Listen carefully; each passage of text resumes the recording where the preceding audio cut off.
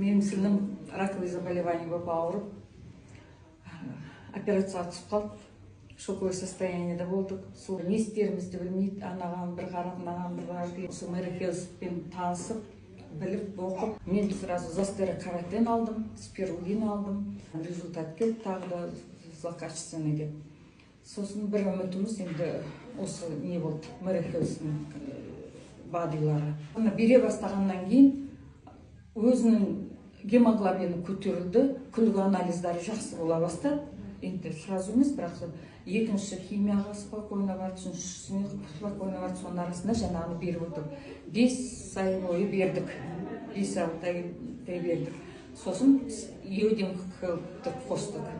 Қазір енді 6 ай, 7 ай, міне 7 ай болады, 6 айында заключительный неге Астанаға барып келді, сестренкам барып келді. Врачтардың несі, диагнозы не выявлено деп, жаңа раковое заболевание жоқ қазір. Онкологқа келді, онколог айтты, у вас все хорошо, через 3 месяца придете на консультацию деп. В общем, солай. Енді қазір пока не ішіп жатыр, спирулин ішіп жатыр, жай для поддержки организма.